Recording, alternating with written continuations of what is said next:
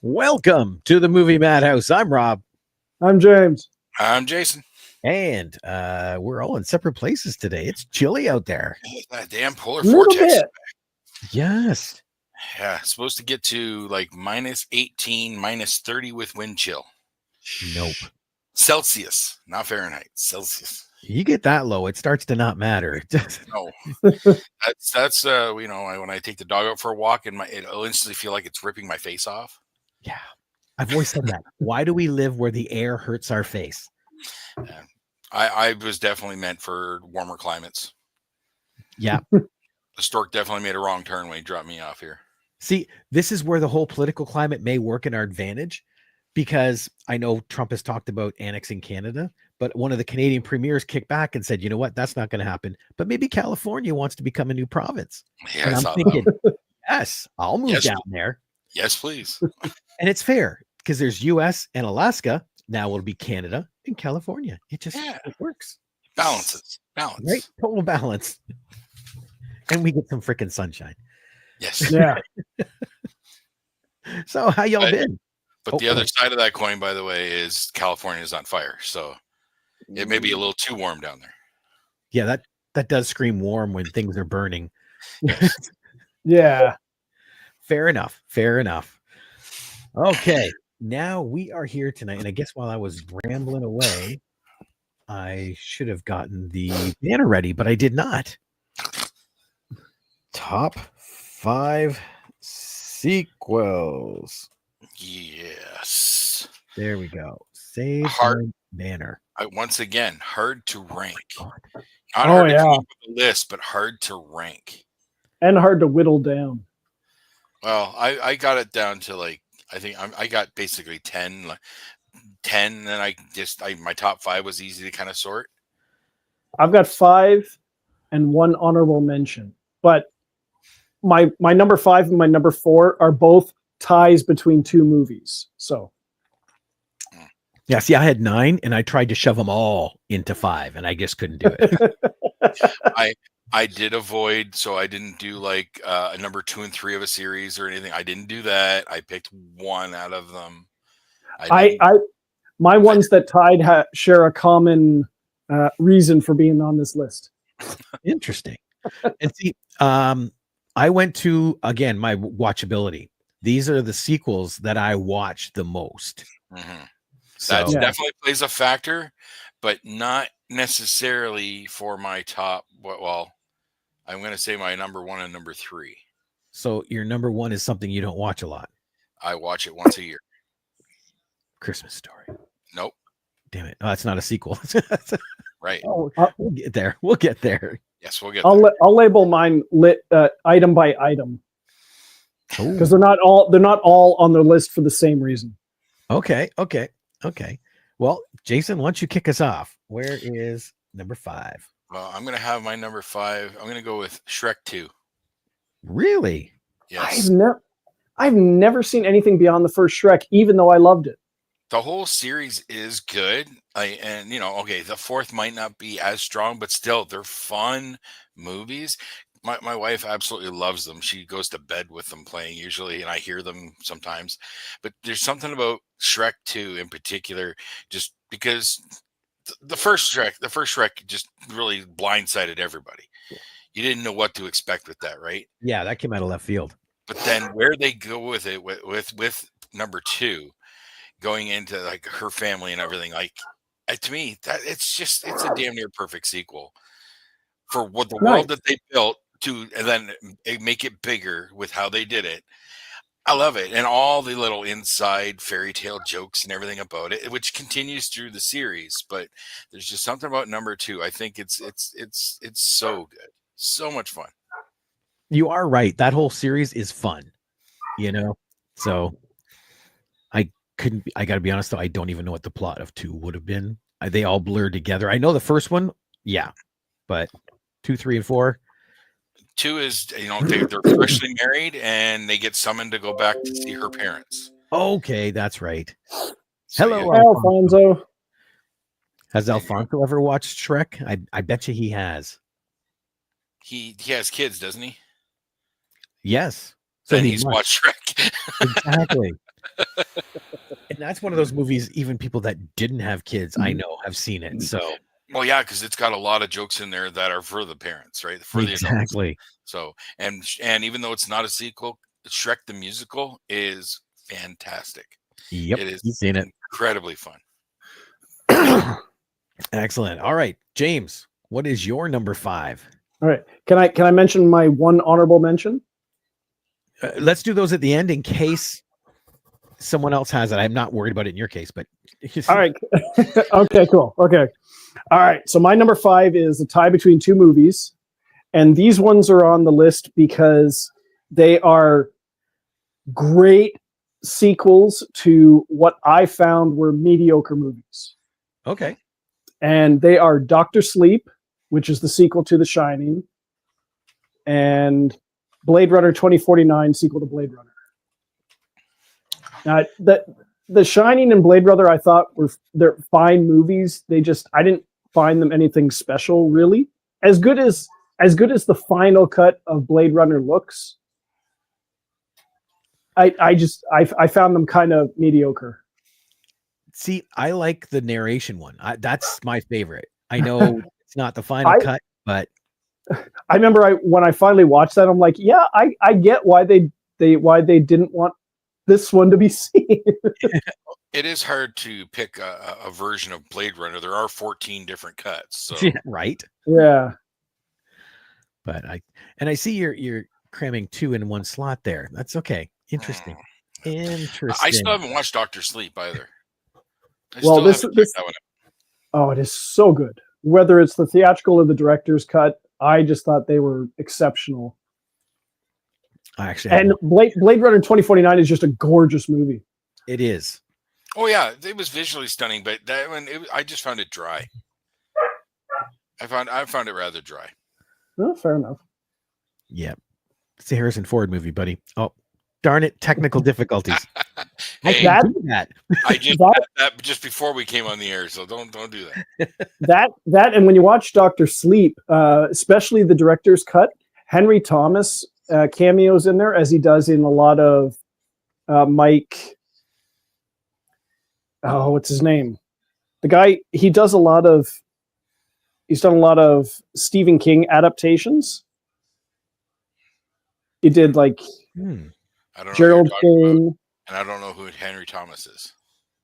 From E.T. Mike Flanagan. He's the boy. He is the main guy. Yeah. Elliot. Yeah, there we go.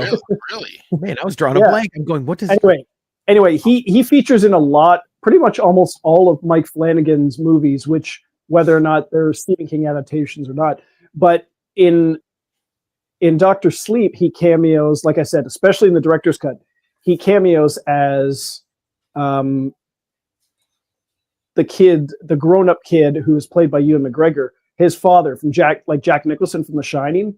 And he's got like the hair and the expression on his face, he looks a lot like Jack Nicholson from the original. It's been on my radar. I've never gone around to watching Dr. Sleep.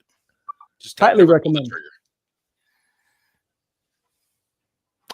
Yeah, I'm the same boat. I have not. I thought you did. I do want to. Ewan McGregor. I thought you hyped up Ewan McGregor. No, I love Ewan McGregor from other stuff. Oh no! I thought you hyped that one up for me. Oh. No, I wish. I have not seen it. Okay. Well, what's your number 5, Rob? My number 5. This one you could go either the original or the remake. Both are stellar compared to the first one. Like the first one, I still find is classic, but Dawn of the Dead, it upped the game. It kind of upped everything. Yes. So, and that's one I revisit a lot. Actually, both of them. I love the Zack Snyder one, but that original one in the military in the mall with Ken Foray. Yeah, I do. I remember. Yeah, the original one, I enjoyed a lot. I watched it a few times back in the day, but I don't go to those movies very often, and I've only watched the Zack Snyder one once. So I remember that Ultimate Edition of Dawn of the Dead they put out with like 3 different versions and 4 discs and stuff No, of Dawn of the Dead. You never saw that? no. Oh, I'll have to bring it over. I have it out in the man cave. I found that for like $12 at a used store in Dutton. oh, definitely. I'd love to see that.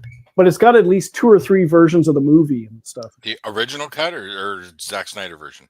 No, the original George Romero. Yeah. Wow. Okay. Oh, Alfonso says his number 5 is Ghostbusters 2. I have good memories of that movie in the theater. Huh. I didn't see it in the theater. I've only ever seen that movie once. I think it was at home. Hold tight to those memories. I did enjoy it back in the day, but yeah, I've only ever watched the first Ghostbusters. I don't go back to the sequel, but I did enjoy it back in the day. See, it's weird because I still watch the original, but when I go back to the second one, it seems like an 80s movie. You know, it's like when I went to watch Grease 2, and it was like, oh my God, what did I see appealing about this?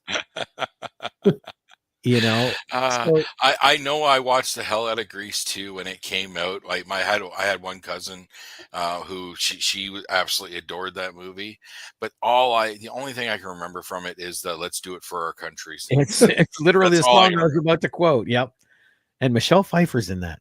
Mm-hmm. So's Rex Manning. Yes. Oh yeah. But I knew him from before that. He was on the spinoff of Dynasty called The Colbys.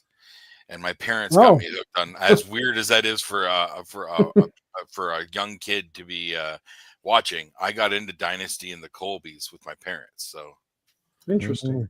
Ryan said his number 5 is Die Hard with a Vengeance. Nice. Hope you got those memories too. That probably is my favorite Die Hard movie, honestly. Sadly, to me, I find that the weakest one. Actually, no, sorry, not Die Hard with a Vengeance. Live Free, Die Hard. Kevin Smith. That movie I find that one so much fun. Go figure. But no, but it's not on my list. So why did you bring in him to my command center? The fact that he rewrote that whole scene because it wasn't working originally, I love that story. Now, the one thing I will say about 3 is Sam Jackson does an amazing job. Mm-hmm. Sadly, I found that story so weak because they went with the "it's my brother you killed" routine, which is like one of the weakest tropes in stories. You know. Hey, Fast and Furious did it too. Like it still works sometimes.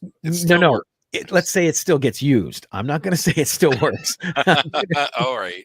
I feel like Die Hard with a Vengeance is kind of the first movie where Samuel L. Jackson's name was really getting thrown out, and like he was really starting to break out as a star from that movie. I think so.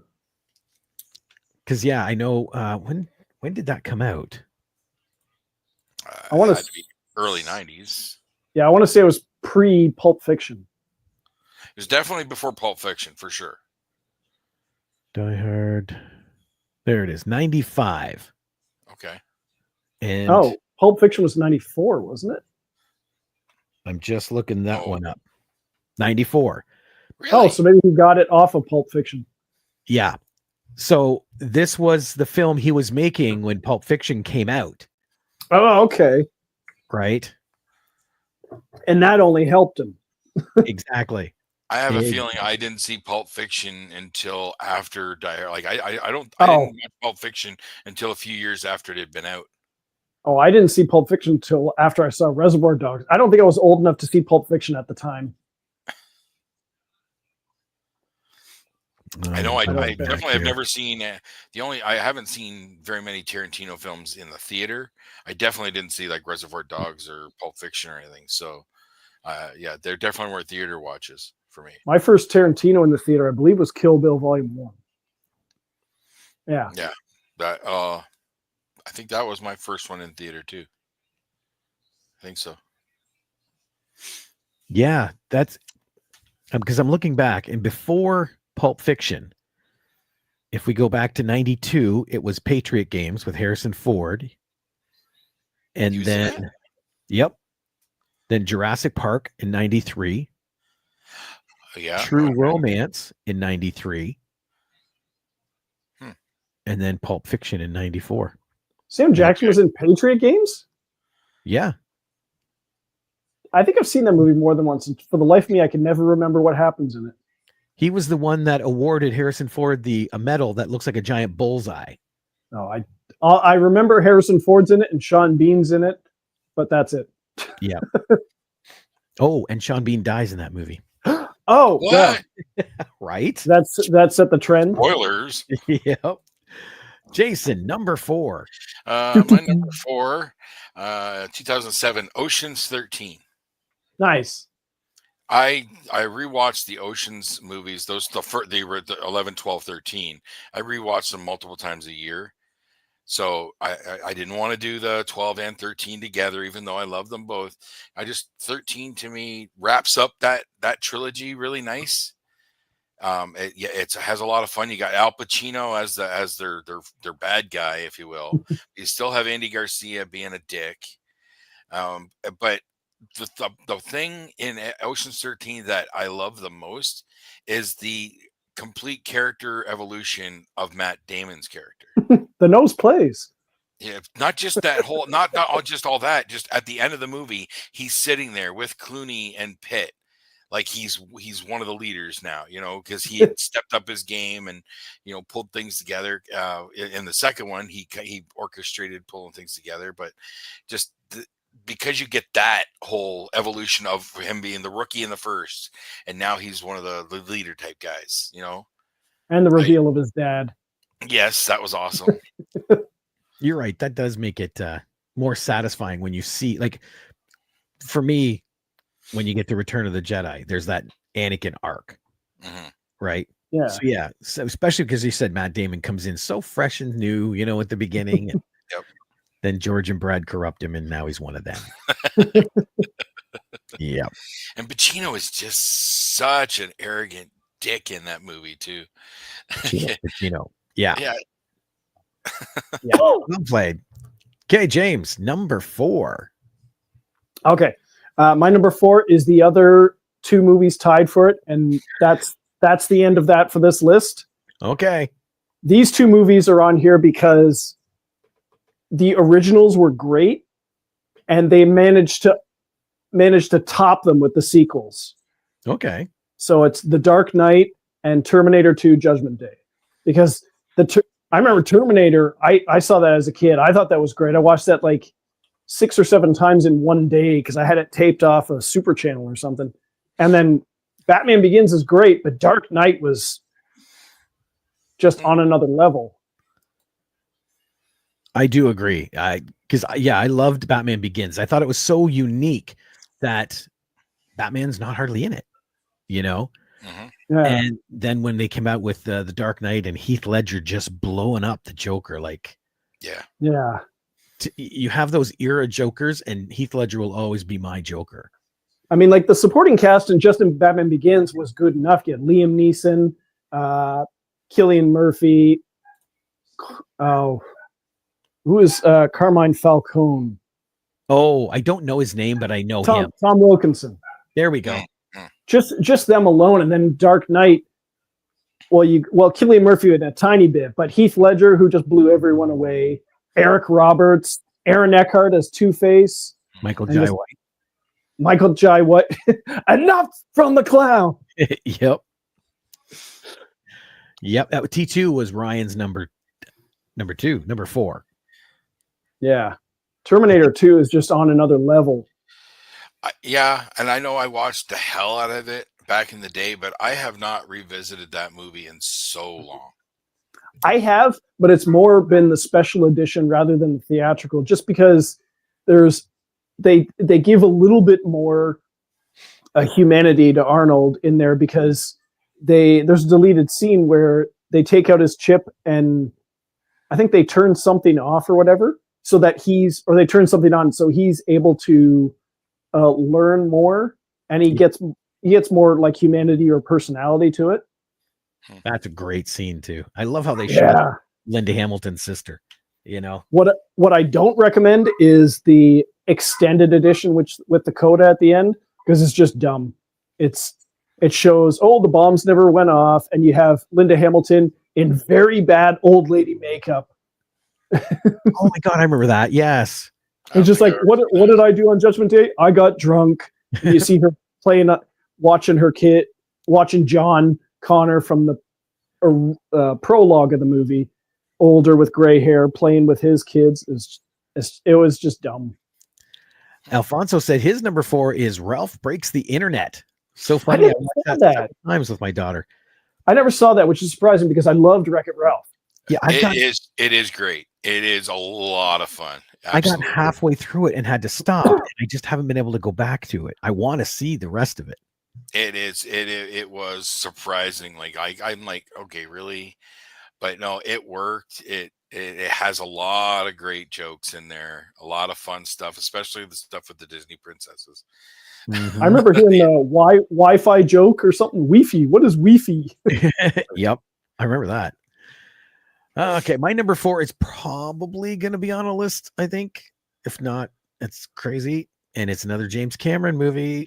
Ooh. Alien. I almost put this on mine. I watched this so much. That which one? Alien. Titanic 2. Titanic 2, yes. Electric Boogaloo. Aliens? Yes. Yeah, that's my number 2. That's your number 2. It almost made my list several times.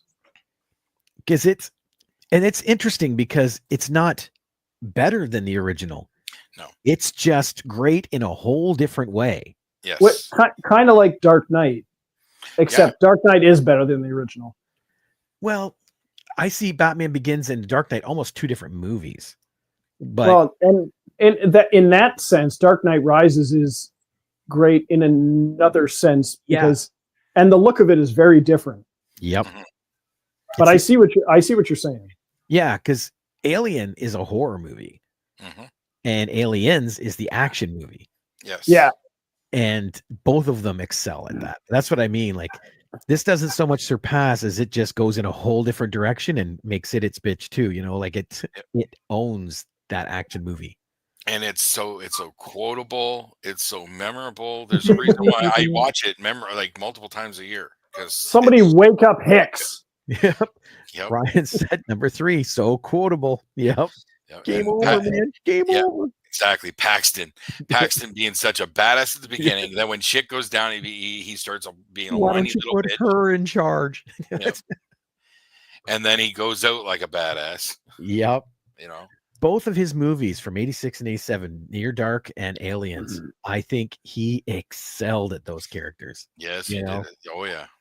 Same with Lance Henriksen though, as Severin in Near Dark, and then Bishop. Mm-hmm. And See, I didn't see Near Dark until a few years later, so I saw Aliens first. And I think I saw a meme where it was Bill Paxton. I don't know if it was Bill Paxton and Lance Henriksen, but I know it was Bill Paxton. It was like one of the only actors to be killed by a Predator, an Alien, and a Terminator. Exactly. Yep. He's got the trifecta. Yep. I just love what you said, though. I saw a meme. I don't know if it was Bill Paxton, but it was Bill Paxton. And no. I didn't know if it was Bill Paxton and Lance Henriksen. Oh, okay. Paxton for sure. I don't think Henriksen ever faced a Terminator. No, he was in the first Terminator movie. Yeah, he was one of the cops. So it's debated that he did because he was in the police station when Arnold went through it. Okay. But it's not on screen. Right. But, and I believe he was killed by a Predator in Alien versus Predator. Yes, he was. The Predator scanned him, saw that he had cancer, didn't see him as a threat, but he used his oxygen tank as a flamethrower, so the alien just like threw something at him or something like that. Yep. Yeah. And he was ripped apart by an alien in Aliens. Yep. Although he didn't technically die. I was just going to say he technically didn't die. He's a freaking android. Yeah. Well, but he was dead in Alien 3. So no, he wasn't. He he was the real person. No. In Alien 3, she kickstarted him again to get information. Remember? She went and got his head out of the thing. But the real guy shows up at the end of Alien 3. Yes, that's true. Yeah. Okay. Ryan Haskell said, he died at the police station. And again, it's never seen, but it is very, very highly thought that, he bought it there. Yeah. Okay. Jason, number 3. My number 3, again, now this is the other movie that I only watch once a year, but this is a Christmas movie, and it's A Christmas Story Christmas. See it? I was Okay. so close. A Christmas Story, it means so much to me, and what they managed to pull off with that sequel just gets me every time. It is a beautiful sequel to one of my favorite movies of all time. It hits all the right notes. Well, yeah, it plays a few of the same gags, but they freshen it up, and then they do some interesting twists on it. And then how it ends with him, actually, the story that he narrates in the first movie is a story that he submitted as his dad's obituary. Like, come on, it's a perfect wraparound. That is cool. I haven't seen it, but that does sound cool. I cannot recommend it enough. James is here. Next Christmas, you should do the double bill. I will. Hey, James. I will. James, we're listing the best sequels. Been quite a few different ones so far. And honestly, only one title we've crossed over on. Yep. Just the Aliens. Yep. Unless James has something for his number 3. No. I said it almost made the list. Yeah. No. I've been thinking maybe your title crosses over onto ours. Oh, right. Okay. Well, this my number 3, I find to be by far the best of the entire X-Men series. It's X-Men: Days of Future Past. Ooh, fantastic flick! Absolutely. Not only a great comic book movie, superhero movie, time travel movie, and while a lot of people think probably X-Men 2. I know most people hate X-Men 3, but I used to be a big fan of X-Men Origins Wolverine, and Logan is a great movie. But this was another one. I think Days of Future Past is just on another level from any of the other X-Men movies. See, Logan is completely different from the X-Men movies because it's very real and gritty, whereas X-Men Days of Future Past is the best of that franchise's superhero movie. Yeah. And it blends the present day versions with the first class versions, the next gen and OG, if you will. Yeah. And like while first class would be considered a prequel, so not on this list, but excuse me. Yeah. Logan would technically be a follow-up, but that'd be more of a solo movie. It's still technically a sequel because it has those characters. It is still technically, and it might be number 2 if I was ranking all the X-Men movies. Yeah, see, it for Logan for me was number 6. Like it banged on the door there. Like I tried so hard to get that in. And I don't care if it's the theatrical or the road cut, although I prefer the road cut. Both versions are awesome. Oh, that's right. There was that road cut. Yeah. Has a tiny continuity error, but I'm willing to forgive it. Impossible. All right. Oh, my number 3. Yes. My number 3 is. Sorry, I put that up there because James said, "Yeah, Days of Future Past rocked," and it did. It was just getting to see Sentinels on a big screen. Yeah, so cool. It wasn't Sentinels I thought, but they were Sentinels I liked. Yes. And where we finally got Bishop. Yes, Bishop was cool. Sunspot. See, Sunspot's one of my favorite X-Men characters. Oh yeah. And yeah, that's one of the reasons I think I like New Mutants as much as I do too, because it's got Cannonball, Sunspot, Magic, a lot of those characters you don't get to see. Yeah. I think I need to rewatch New Mutants. I watched it once and I did like it. I think I need to rewatch it again soon. I liked it as well. Yeah. Yeah. One of those movies that you watch, or even if you don't want it, my favorite always Home Alone 2, Lost in New York. And almost every house is my favorite. And my number 3. There we go. So Alfonso's number 3 is Home Alone 2. It is a funny movie. We watched that over the Christmas holidays. I didn't laugh my ass off quite as much as I did when I saw it 3 times in the theater, but yeah. See, I like Home Alone and I like Home Alone 2, but I didn't find number 2 really blew past number 1. Like they're both good. So Yeah. sadly, Alfonso, I didn't make mine. That's right. X-Men is so good. And so is my number 3, because it is a sequel, whereas the second movie in this franchise is not. It's a prequel. But this one just made it fun again, and it was Indiana Jones and the Last Crusade. Oh, nice. I watched this so much just for the banter between Sean Connery and Harrison Ford. You know, it's priceless. And the fact that they were only 8 years apart in actual age, but yet Sean Connery's playing his father, you know, like, Kimmy. It's just so much fun. I'm not surprised. I expected Indiana Jones to be in your list. Want to say hello? That Want to say hello? blimp scene where he punches the guy, knocks him out the window, no ticket. Everybody prays him. It brought the fun that was in Indiana in Raiders back, you know. Yes, I definitely Yeah. yes. Jesse wanted to say hello. Yeah. It's like she's fighting. It's I can't. But yeah, I love Last Crusade. But you know, Indiana Jones, I did enjoy the originals. Okay, I don't care about Crystal Skull or Dial of Destiny, but yeah, Last Crusade was a lot of fun. Yes, it did take it back to the feel of Raiders. Absolutely. Yep. Yes. Oh, even Alfonso liked it, and it's his number 2. Oh, nice. Wow. Cool. Yes. I couldn't tell you when I last saw it. It's been so long. That brings us to number 2. Jason, we know yours was Aliens. Yep. Oh, that's right. Which is going to be interesting because, you know, ad break coming to CKX April 26th and 27th. Drake will be at CKX. Drake, the rapper Drake? Drake, the Jimmy rapper. from Degrassi? Yes, no. Drake from Aliens. Mark Ralston is coming. Ah, okay. Yes. You can't just say Drake is coming to CK Expo. You're People are right. going to think it's the rapper. Well, And he wasn't just Drake in Aliens. He was also Boggs in Shawshank Redemption. exactly. And many other roles, I'm sure. But those are the two that come to mind first. He was Deathstroke in Arkham Knights. Oh, yeah. Yep. Really? Yep. And there's a new Batman Shadows of Arkham, I think it's called. It's a VR that's out right now, and he plays Commissioner Gordon. Oh, cool. Yeah, he also had a great guest spot on the show Angel, although he was under heavy makeup.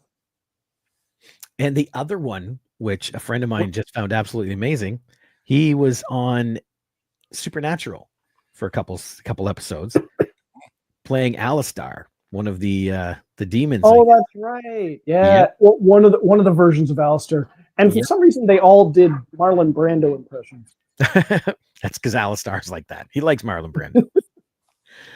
James, what's your number 2? Okay, my number 2 is the original. This one was on here because the original. Okay, I'll just say it's Top Gun Maverick, Okay. and because like To pop up. a lot of people love Top Gun, including myself, but a lot of people also admit it's cheesy 80s. Most people would agree Top Gun Maverick was just a great movie, period. I mean, nominated for Best Picture even. Yep. I don't think the original was going to get nominated for Best Picture, but How could it not be? It's Star Wars. We've had this discussion. anyway. But no, it has the exact same fun that Top Gun did. You know? Yeah. See, we're getting close. There's enough of them out there that we can almost do a top sequels list of legacy sequels where there's like more than 20 years from the original to the sequel. Certainly could do a top 5, yeah. We're getting close enough to where I can name at least 3 that immediately come to mind that have that kind of time frame. I don't know about 5 just yet. I have to really dig in a little bit more. But Top Gun Maverick, Train Spotting 2, and A Christmas Story Christmas are 3 of the best legacy sequels that come to mind. And I'm sure I could come up with a couple more if we needed to. Yeah. Probably. Let's see here. I'm just pulling that up now on IMDb. I Live Free or Die Hard, maybe. Is that a 20-year difference? It might be. It does. This list doesn't give me the distance in time, but Dumb and Dumber 2, Crouching Tiger, Hidden Dragon, Sword of Destiny, Ugh. Zoolander has- 2, Independence Day Resurgence, I never Mad watched it. Max Fury Road. Oh, Live Free or Die Hard. shit. Live Free or Die Hard is 22 years. Yep. So it would qualify. But Fury Road, yeah, that's even on my list. Jurassic my World. honorable mentions. Okay. Yeah. Star Wars Episode 8 or whatever that is. 7, Force Awakens. I'm not sure where you would put Fury Road. Finding It is a Dory. sequel. What do you mean? Maybe if you consider it sequel to the original, but I don't know where it would fit in the original trilogy's timeline. Beverly Hills Cop, Axel F. Space Jam, A New Legacy. Like there's these classic titles. There is enough to do a top 5 legacy sequels. Yeah. So we can do that one maybe a few months down the road or something. Blade Runner Sure. 2049, Bad Boys for Life, Blair Witch, Bad Santa 2, Jumanji, Welcome to the Jungle. Oh yeah, see? I don't think you can do Blair Witch. Why? That was a sequel? Yeah, Really? 2016. That was a sequel? Yeah, but what year was Book of Shadows? Where we go here? Let me open this up. 2000. So it's 16 years. Or maybe the list I'm looking at is from the original. But you got to count the sequel. Yeah, you are right. Okay, so maybe not. I'll be honest, I've never watched it. I have no interest in watching it, so it's not even going to be close to my list anyways. So There is some time lapse in the Terminator franchise. yeah, I don't know that there's enough. Rocky Balboa versus Rocky, 20 years. But again, and James brought up a very good point. If a sequel came out a couple years ago, then it's technically not a big gap. yes, yeah, we're looking for between the last movie to this recent movie. You need, I'd say, a cutoff of 20 years, minimum 20 years. TMNT and Transformers. If you go animated, yes. Movies, there was one a bit ago. Yeah, Bumblebee. yeah. Or no. I don't think that works. What was that last one that came out? Age of Extinction? No. The Beast Wars one. What was that? 1990. Rise of the Beast. Rise of the Beast. Thank you. There we go. Yes. But there is that wouldn't count because there's been that series is not 20 years. Like Okay. the last night, I think it was the last one before that. This is a topic we could definitely get into. We could definitely get to that down the road. Absolutely. Okay. My number 2, and you knew there was going to be one of these on the list. And this was a toss-up. It was so hard to figure out what I wanted for first and second and all that. Empire? No. No? Revenge of the Sith. Oh, really? That's okay. That's a prequel, though. It's a sequel to the sequel. prequel trilogy. It's a sequel to a prequel. Yes. It's a pre-sequel thing. I'm gonna say it counts because it is a sequel in the prequel trilogy. No. Well, it's a sequel to Attack of the Clones. Right. So it counts. You know what? I'll pull it because, yeah, you're right. That gets into gray waters because it is a prequel. Like even Phantom Menace and Attack of the Clones are prequels. Yes. So the original is what it's based on, which this happens before the original. So it's I can't put Rogue One on there because it's a prequel to A New Hope. Yeah. Okay. So in that case, I'll go Star Trek II: The Wrath of Khan. Oh, nice. Ooh. Nice. I didn't think of that. Talk about blowing the original out of the water. Oh yeah. Yeah. Oh yeah. There's a reason why I only watched the Star Trek the Motion Picture twice when I was younger because it was kind of slow and boring. Oh yeah. Yeah, V'ger. Is it precise for the sequel to the trilogy? Well, but it still happens before the original. And I think that's where it comes into it. Like a sequel from the original would follow the story after. Right. Yeah. So yeah, I don't think we can count any of those three. So it's like we can't count Temple of Doom. No. A lot of people don't realize that. You know, Yeah. But no, you can't. So, but yeah, definitely. Because like I said, I was trying to get that on my list somehow. So I'm happy now. I thought for sure you'd have. I thought for sure you're going to have Empire on there. Wrath of Khan, baby. All right. No, I'm not faulting it at all. No way. All Wrath right. of Khan is an amazing flick. Time for number one. Jason, what's your number one? Well, you made a comment about this guy's work earlier, but you knew he had to make my list. So, Avatar? No, Kevin Smith, Oh, yeah. Clerks 3. There we go. God, I only watch it maybe once a year because it hits me so hard what he did with that film. And when you go back to Clerks and even Clerks 2, just the development of those characters, of their lives, but what he gave us in Clerks 3 is both heart-wrenching and hilarious all at the same time. There's a reason why I was laughing and crying and bawling and laughing in the theater when I saw it at the Highland in London. Like, it's just I love that movie. I haven't seen 3 yet, but the Clerks franchise hits me like Blair Witch because the first one was raw and feels like a documentary. And then the second one was a Hollywood movie. Yeah. So yeah. The third one's a big change. See, I've been hearing that. Come on. Don't make me throw the card, dude. Don't make me do it. Oh, you don't have to. I'm gonna. Okay. Yes. Yep. Please do so that you'll get what I'm saying. Yes, exactly, Ryan. 3 is a gut punch. Absolutely. Yep. Very quickly is it a gut punch. Yeah. Very, very early into that movie. Now, don't say anything more, but very, very quickly it hits you in the gut. And I think that's why I didn't watch it right away, because I felt I should watch 1 and 2 again before 3. And then it was just everything kept getting in the way. It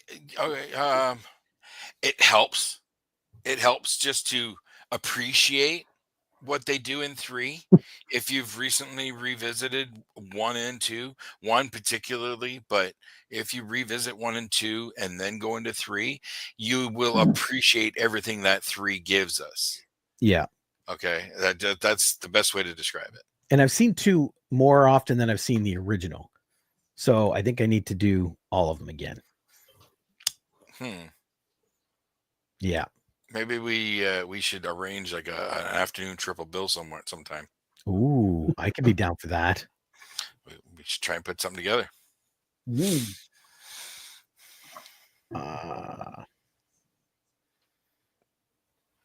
Sorry, I just read a note from Dr. Stevel. It's like, I don't get it. Alfonso said, it was amazing. My number 1 is Trainspotting 2. Absolutely love that movie along with number 1. Might watch it tonight. Yeah, Trainspotting 2 came out of nowhere, and yeah, you talk about great. It was the first legacy sequel that really stood out, that really came out that I can recall, and blew me away. And for what they delivered, again, they surprise you with what they pull off from a movie you never expected to get a sequel for. Yeah. Talk about out of nowhere. This is. Yep. But Danny Boyle says, "Hey, I need money. Let's do it."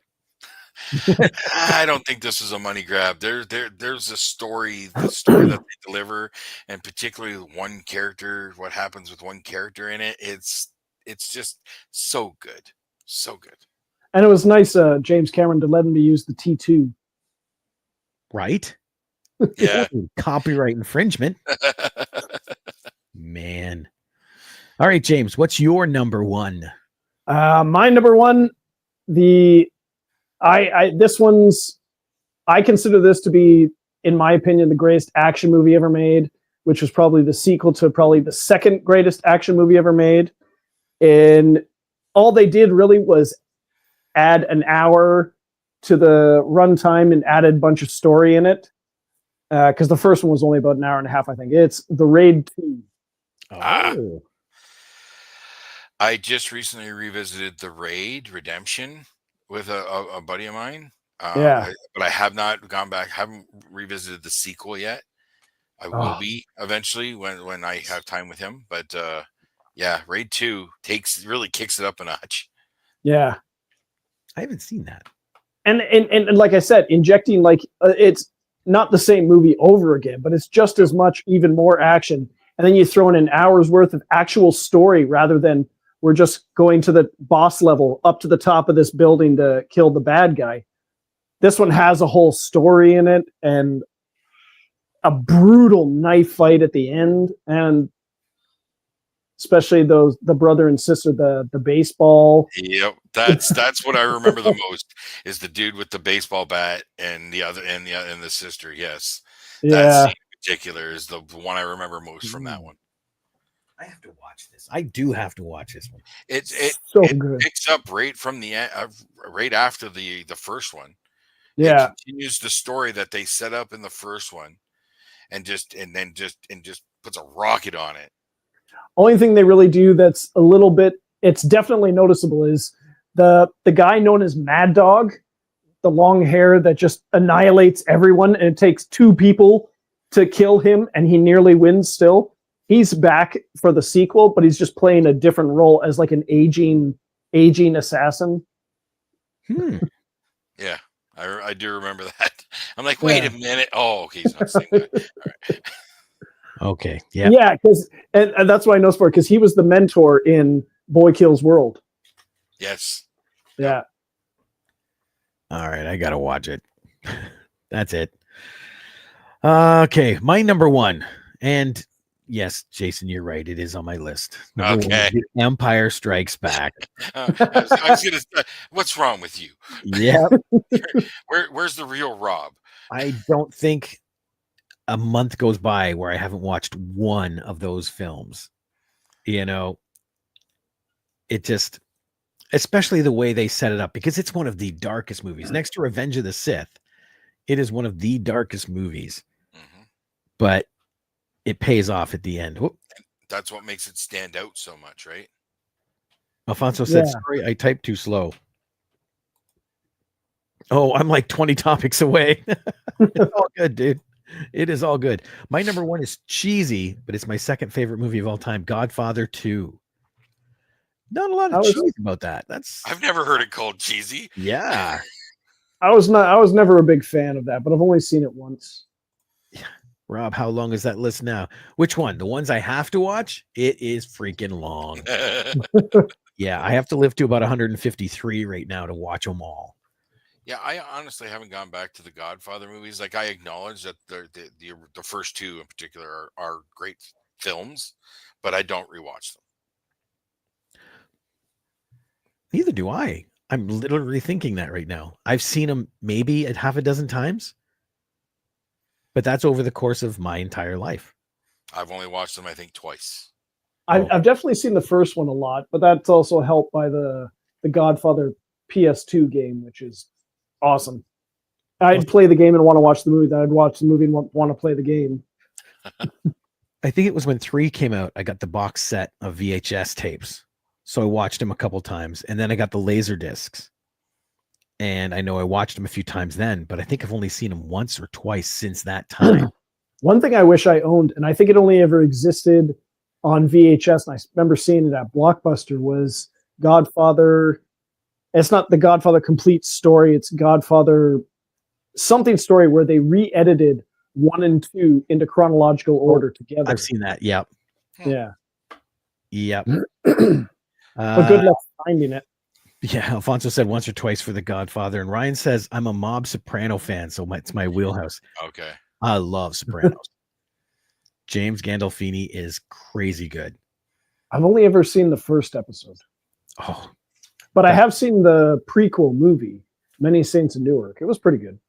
I think it's episode 5 of season 1 is one of my favorites, where he's taking his daughter to college, like different colleges, to get information to see where she wants to go. Okay. And while he's there, he spots a rat. So he's literally trying to track this guy down to off him while taking his daughter to these colleges and not blending the two. Oh, it is so good. Yeah, it's one of the best. But yeah, Empire Strikes Back. That was my number 1. And not surprised. Not surprised at all. it's hard to debate that that's not one of the best of that series.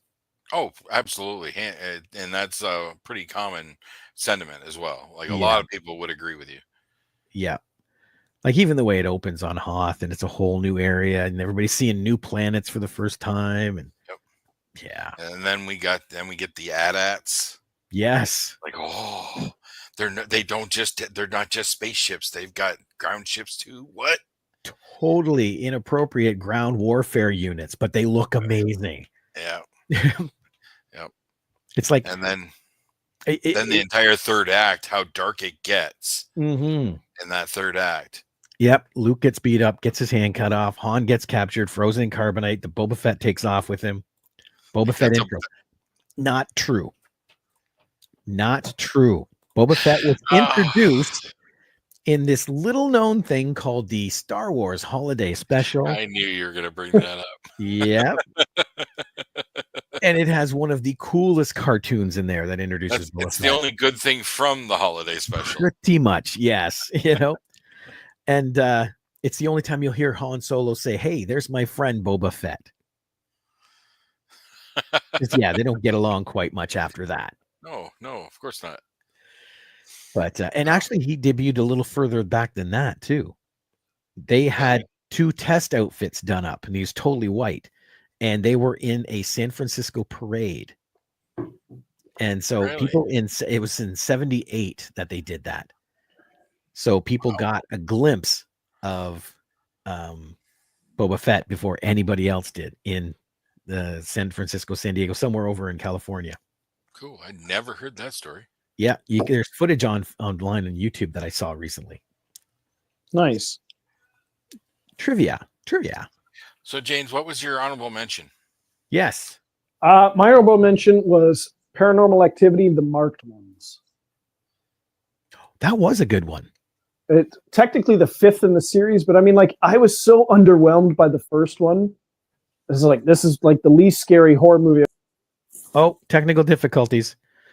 Don't talk bad about Paranormal Activity. Number 2 was a tiny bit better, but that's not saying much. 3, I kind of enjoyed, even though it was a prequel, but I liked the 80s nostalgia to it. 4 was okay. And then I watched Paranormal Activity, The Marked Ones, and it's just like, oh my God, this one is awesome. And it had an awesome tie-in to the first one. That's what I liked about it, because it seemed almost like an original story. Yeah.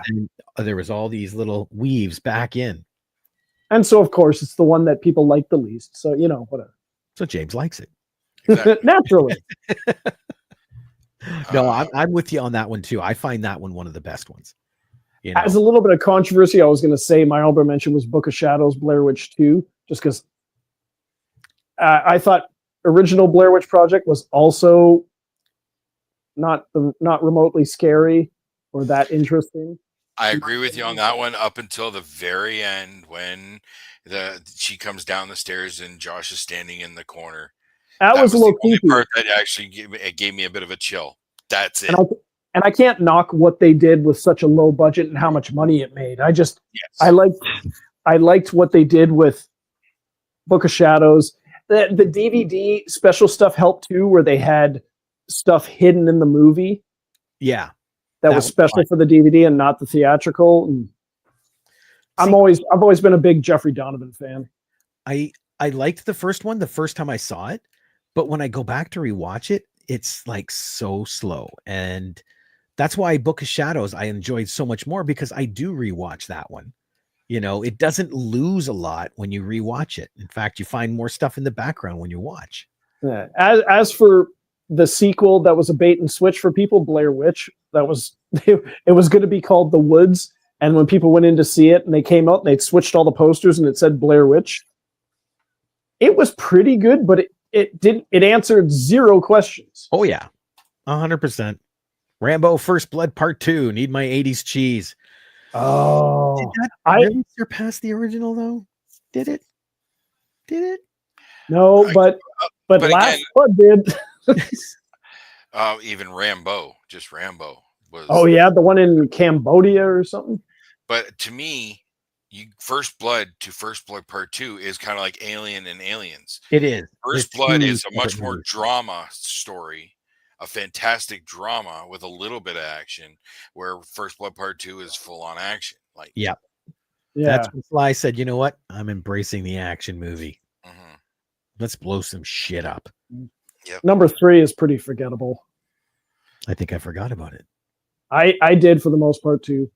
Yeah, because that was a bit more of like anti-Russia propaganda kind of thing, I think. At that Well, point. at that point, yeah, absolutely. Just quickly, a couple honorable mentions that I had that didn't make the top 5. Kill Bill Volume 2. That's me acknowledging that they're two separate films, and I hate myself for it. There we go. Okay. Toy Story 3. Come on. Oh my God, that was so good. It was good. And I mentioned Mad Max Fury Road before. Kingsman: The Golden Circle. Mm, I love Kingsman, and I thought Golden Circle was a lot of fun to continue it, and how they explain what's her name, Julianne Moore. Julianne Moore, when how she explains how she managed to kidnap some of the people that she did because Samuel L. Jackson was doing his thing, so nobody noticed these other people get taken. Elton John was pretty great in that. Yes, he was. I think you're just looking for an excuse to put Kingsman on your list. Kind of, sort of. But I do watch it. I do go back to both those movies. So I finally picked up The King's Man, the one with Ray Fiennes, the prequel. Yes, but I haven't watched it yet. It was fun. I enjoyed it. I think there was talks, at least when that came out, of them doing another prequel that would be in between. So it would be like a World War II era, where the King's Man was like just before World War I kind of thing. Yeah. So I think there's talk of doing that. But I want another Kingsman sequel. I want a Kingsman 3. Which I'm surprised they haven't. And in my mind, the villain, or at least the lead henchman, would be Roxy, who got blowed up in the second one. But no, she survives, and now she's out to get the Kingsman because they didn't come looking for her. That type of thing. Ooh. That's a fan fiction I had in my head a little bit there. Oh, okay. Yeah, I don't see anything coming up. No, I don't think it's happening, but I would like more.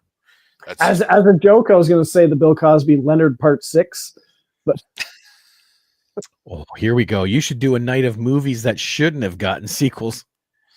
I thought we did. We did a worse sequels. I don't know if we've ever done it should never been made type sequels. Or yeah. There might be potential there. I can think of a couple off the top of my head. Now, I want to bring up one movie that I watched last week, only because what made me watch it, and it was a sequel too, and it was a lot of fun, but it's what brought it to get me to actually watch it again. What put it in my mind?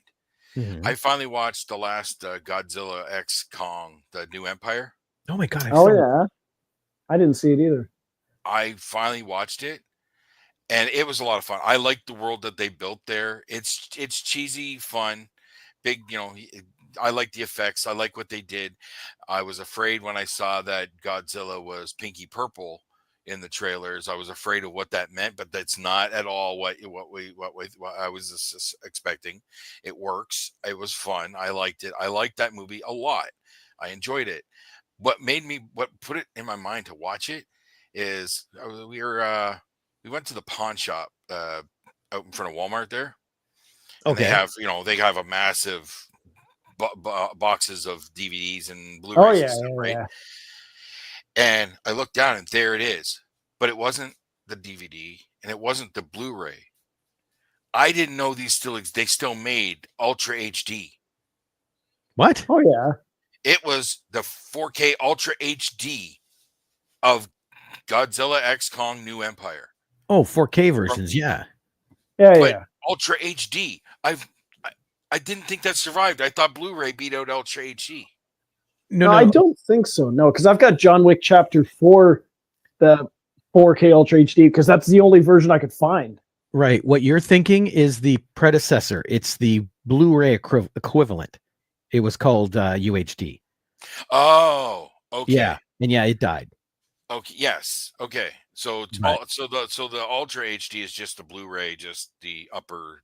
Just Okay. the 4K, yeah. Okay. Yeah. Got it. Okay. That's Yeah. my confusion then. I saw that. I'm like, I didn't think that survived. 'Cause I Yeah, felt- it's the only way I've been only be able to find certain movies. John Wick Chapter 4 when it first came out, Leon the Professional. Oh wow. I Cool. think. Yeah, it wasn't called HD. It was called or UHD. It was called HD. Yeah. And It they was just, came in the darker packages. yes. Ultraviolet was like one of the Blackened. first movies that came out on it, and it bombed. Yeah. Yeah, that was the one too where Sony had Blu-rays built into their system Mhm. and Xbox did not. You had to buy the system, but they had the HD player you could get fairly cheap. But because Sony had it built in, far more people bought that. Yeah. And that's why Blu-ray ended up winning. Mhm. Sony basically put everything behind Blu-ray, and it that's what made it win. Yep. Okay, so that's my mistake. I was getting confused on what those were. So, Oh. but still, that movie is great. Yes. Before had the same thing. It was HD DVD. I remember those. Yes. Okay. Because I Yeah. still remember, I think, what was it? Matrix was the first thing I got on DVD because it was in those cardboard things with the little plastic snap on the one side. Yep. Right. Oh yeah. And so it was shortly thereafter that Blu-ray and HD started creeping up everywhere. My first DVD was the first X-Men movie. Mine was Fight Club. It's weird. I remember my first two because the first one was Matrix, second one was Notting Hill. Wow. Yeah. Not quite the same. No. Okay. Well, this was fun. Yes. Yeah. This is a good list. And now next week we get to go play games. Yes. Been a couple months. It has. Yeah. So Tuesday the 28th is our next episode at the GME. And I have no idea what we're playing yet. I'm sure Chris has options, right? Yep. Hey, thanks for tuning in, Alfonso. Yes. Thanks.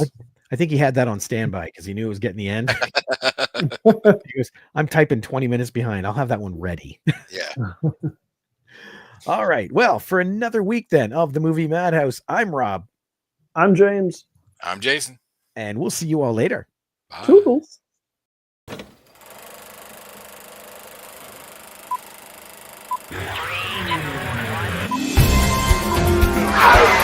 Shut up! It's a man!